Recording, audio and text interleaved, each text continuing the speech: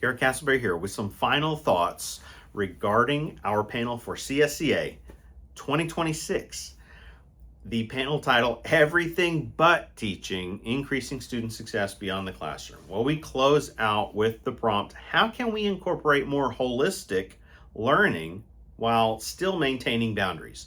To that end, perhaps I can speak into it a little bit. Now, I have a luxury that can be a detriment at the same time, and so I'm going to talk about maybe a column A, column B situation to try to relate to as many types of, let's say, geographically dispersed faculty as possible. All right. And so, on one hand, if you're a faculty member that lives in that prototypical small college town, then you may face the burden of needing to invest in sustained after hours culture with students. And we all need time to get away. And we can't build our lives entirely around these transitioning adults who are moving into a situation to grow, to develop, to learn, to exit the situation. So we don't want to overly invest. These are while we hope to stay in touch and build healthy acquaintances with our students, they occupy a liminal role in our lives, just as we occupy a liminal learning opportunity in their lives. All right. And so we don't want to, I guess, hitch our emotional wagons in that direction entirely. But sometimes in small town situations, you've got to, it's like a rotating cast member in a sitcom, right? And so the claustrophobic conditions create unique circumstances whereby we're able to facilitate community. And over time, that really can grow out and birth special relationships. And so we do recognize the value there. And of course, some of you all have benefited from that. At least one member of this panel, and probably at least one member of every panel at the majority of sessions at CSA, at Central States Communication Association, have essentially alumni that are able to successfully transition and be called up into roles. And so there is something valuable to the mentorship that takes place.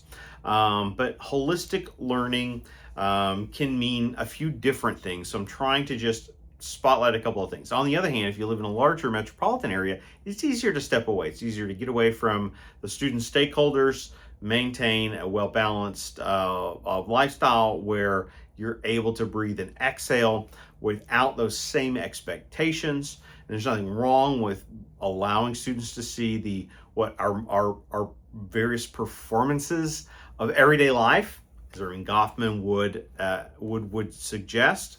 But when we're thinking about boundaries, you want to.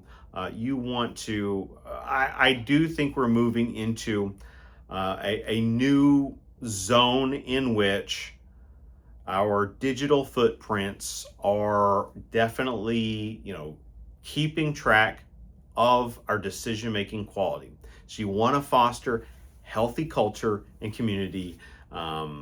Everyone has a voice today, and maybe they always did, but maybe the microphones are louder.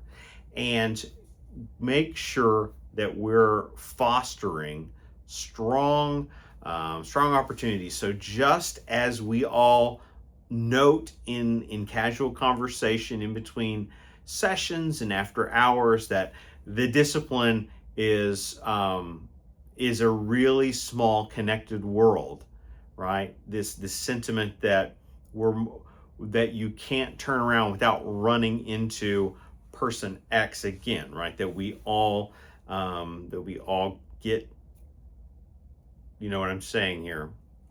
We want to be conscientious of these ties with our students as well. Increasingly, something I see a lot of legacy students coming through. So these are students that are the children of alumni. They could be children of fellow employees, children of board members, and so on. It's a small world after all. And so always keep that in the forefront of your mind.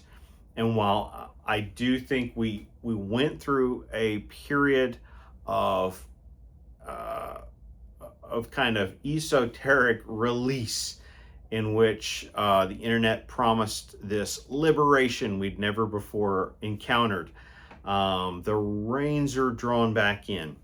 And it is our best practices model in higher ed currently would be to maximize self-control in maintaining boundaries that allow us to practice to the best of our abilities and sustain the conditions with which we're able to bring support and challenge to students.